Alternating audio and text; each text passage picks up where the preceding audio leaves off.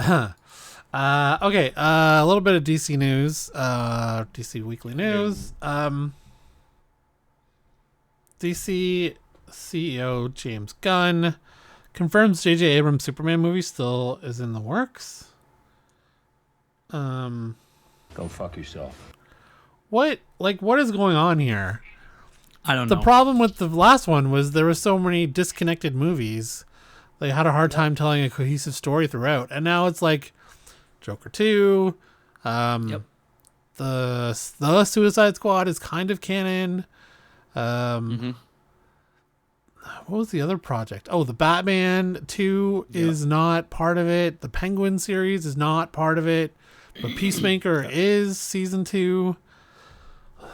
Okay. When Warner Brothers and Henry Cavill couldn't reach a deal over Superman, over the Superman Shazam cameo that appeared to be it for the British actor's time as Man of Steel, a headless stunt double was used in his place, and the DCU moved on without him until Black Adam rolled around, thanks to Dwayne Johnson's influence. Cavill was brought back into the fold, and he even got to shoot a cameo role for The Flash that ended up on the cutting room floor when DC Studios formed, and the Justice League star was fired all over again. Wow.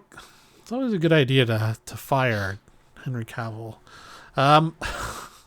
Before Cavill was rehired, news broke that Star Wars Rise of Skywalker, that's the one movie you pick to be like, to preface what J.J. Abrams has done is Rise of Skywalker.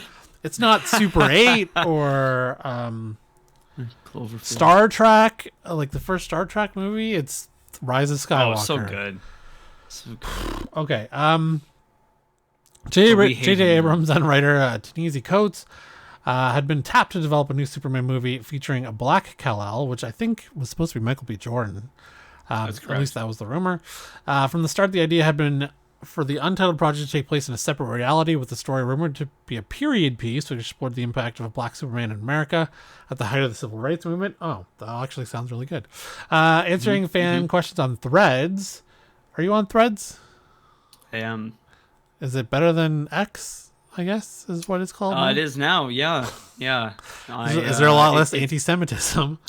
It's actually, I can tell you right now, from being on the platform for, I think my last anniversary was 14 years or something like that. Yeah. Something nuts.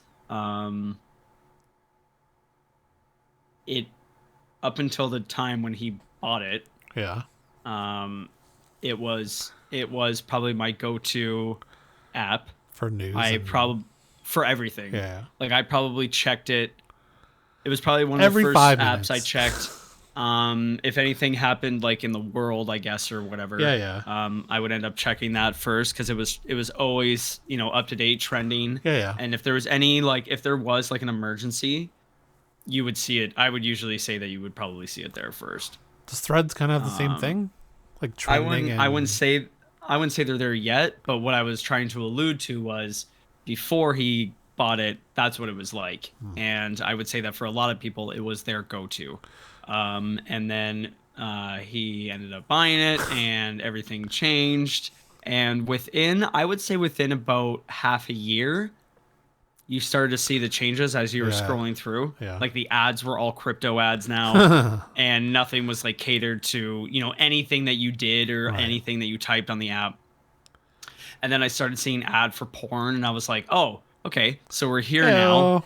And all the replies that I see now for anything like, the BBC posted a news article about, the earthquake that happened in wherever. And I'll scroll like maybe 2 times to see replies, and then I'll see someone with their butthole just stretched completely out, and then below it is a crypto ad. So it's like there's so many of them now that it actually does become almost unbearable. And I would say that their usage is probably down an absurd amount. Like I would say that I use the app almost half as the amount that I used to, and I only check it in case like there is like a big like news event or something. And I've actually been looking for like alternatives right now. I wouldn't say Threads is there, but it is definitely so much better. Oh my god, it is so much better. So answering a question, James Gunn confirmed that yes, the movie is still in the works. He didn't elaborate on his comments, but this lines up with what he said last year. Superman Legacy and Abrams' Superman movie are totally unrelated. That's an exciting movie. I know that Chantal Nyong, who is executive on that project, is extremely excited about it. So if it comes in and it's great, which I haven't read the script, and if the timing is right, that could absolutely happen. That's totally unrelated. It would be an Elseworld tale like the Joker. So 3 Elseworld projects. 4. Yeah. 4. They really like. My suggestion would be to have at least 4 or 5 strong movies or projects that come out to build the DCU and then release Elseworld to not confuse general audiences who don't get the difference right away. But they're not going to do that.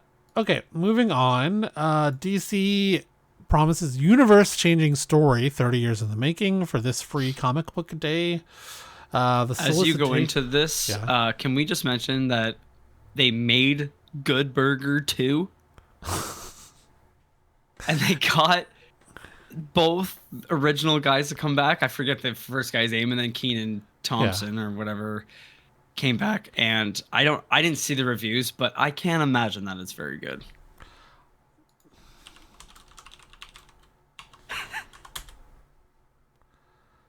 Uh,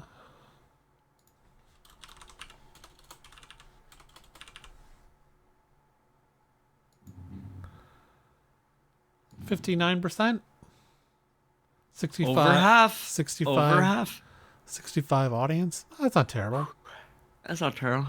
That's all right. It's all right. All right. Okay. Yeah, Good Burger 2. Go see it in theaters. Okay. No, it's streaming. It went straight to streaming. I know. I know. Yeah. The solicitation text for DC's upcoming free comic book day one-shot has dropped. And like virtually every Marvel or DC event book before it, the publisher is promising a major event that will change the universe forever. Yes. It's hard to know what exactly that means. After all, DC has had world-changing events that literally reshape the multiverse, or world-changing events that set a new lineup for the Teen Titans. In this case, though, DC is teasing a story 30 years in the making that could call back to 94's zero-hour event, and by extension could lead to something that leans a lot more on the universe-altering side than the cool line of books for 6 months side. 0 Hour Crisis in Time was DC's first attempt to use an event story to fix some of the dangling plot threads left behind by Crisis on Infinite Earths, while the 80s miniseries obliterated DC's multiverse and left all of DC heroes on the same world in the same timeline. The 90s follow-up revisited some popular characters who were out of commission, like Batgirl and Superboy, as well as showing fans a glimpse of potential alternate timelines, which were then erased at the end of the crossover. 0 Hour was written and drawn by Dan Jurgens. The Booster Gold creator was writing and drawing Superman at the time, which made 0 Hour almost singular challenge in the world of modern comics. The story was published weekly, or releasing in reverse order from 4 to 0.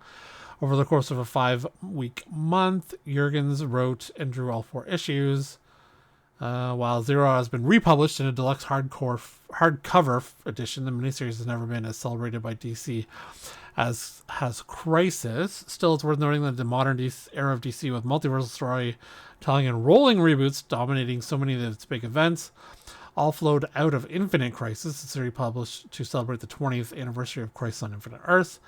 They revisited the idea again when Crisis hit 30 with Convergence, which ended the New 52 in the same way Crisis ended the original. So if you're interested in that, it'll be free on Free Comic Book Day, which is fun. I don't know. It doesn't even say when Free Comic Book Day is. I think it's in March. I can check. Yeah, it doesn't even say it in the article. Good job, guys. Yeah, great work, guys. Last but not least, Supergirl search narrows down to 2 Superman Legacy screen tests that take place.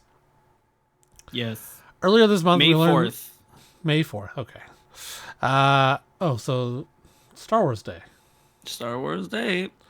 Earlier this month, we learned that Millie Alcock, Amelia Jones, and Meg Donnelly were all in the mix to play the Girl of Steel in the DCU. It seems that search has now narrowed down to 2. Hollywood Reporter is reporting that screen test took place yesterday in Atlanta, and Kara Zor-El will be played by either Alcock or Donnelly. Priscilla star Kaylee Spaney was also said to be in contention at one point. Alcock will best be known for playing the young princess Rhaenyra Targaryen on the first season of HBO's Game of Thrones, while Donnelly stars in Disney Channel's Zombies franchise and already has some experience with Supergirl, having voiced the hero in Legion of Superheroes and Justice League Crisis on Infinite Earths Part 1. Who's this? I don't know who this Donnelly is. Meg. Whoop. Oh, I guess we get a look here. So that's Meg Donnelly. I can't remember. That's Millie Alcock. That's Roswell. What's up, Roswell? Yes, sorry. He's hungry. Oh, because he's hungry. Because it's lunchtime. Sorry, bud. Okay. I don't know. I like. She's good as Targaryen. Mm-hmm.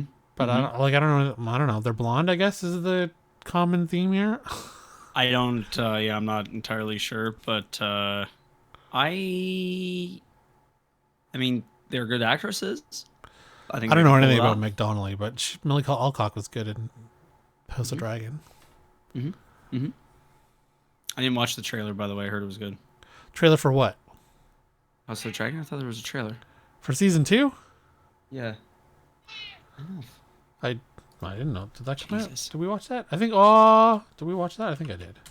Or was it just posters? Also, the Roadhouse trailer came out. Oh, man. That was a month ago. Yeah, we watched that. Okay, I didn't watch it. Those guys are quite upset about that movie. Jake Gyllenhaal and Doug Really? Liman. Yeah, because Amazon screwed them. They're putting it on streaming instead of... They thought it was going to theaters, and it's not. That's tough. Yeah. That's tough. I don't know. Is this a good choice for Supergirl? Let us know in the comments. Maybe the options are there.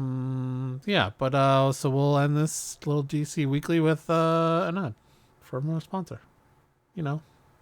Your new multi-vendor marketplace, YouSellComics.com, offers a site exclusively for buying and selling of all things comics. Slabs, omnis, trades, and more. Sell for as low as 5% commission or 0 commission monthly tiers. Run your own auctions, unlimited bin listings. YouSellComics.com.